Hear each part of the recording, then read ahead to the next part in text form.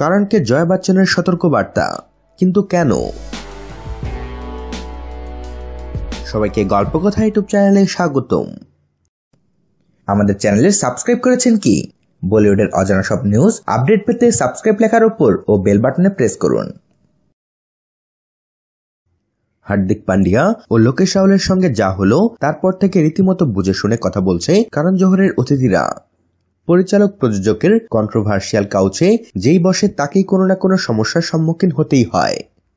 হার্দিক পান্ডিয়া এবং KL Rahul coffee with করণে যে ধরনের মন্তব্য নারীদের নিয়ে এবং নিজেদের ব্যক্তিগত জীবন নিয়ে বলেছেন, তারপর তাদের বিরুদ্ধে যে কতটা কড়া পদক্ষেপ নেওয়া হয়েছে সে খবর সকলের সামনেই রয়েছে।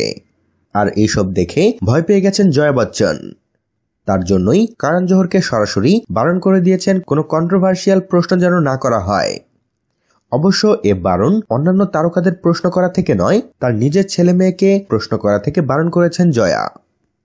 সম্প্রতি টেলিকাস্ট করা হয়েছে কফি উইথ করণের অভিষেক বচ্চন এবং শ্বেতানন্দার পর্বটি, যেখানে কোনো রকম আপত্তিকর প্রশ্ন করতে দেখা যায়নি করণকে। অভিষেক তার বন্ধু, তাকেও তার ব্যক্তিগত জীবন নিয়ে সেরকম কোনো প্রশ্নই করেননি করণ। সেই নিয়ে সোশ্যাল মিডিয়ায় হয়েছিল চর্চা। অনেকেই ভেবেছিল করণই হয়তো ভয় পেয়েছেন।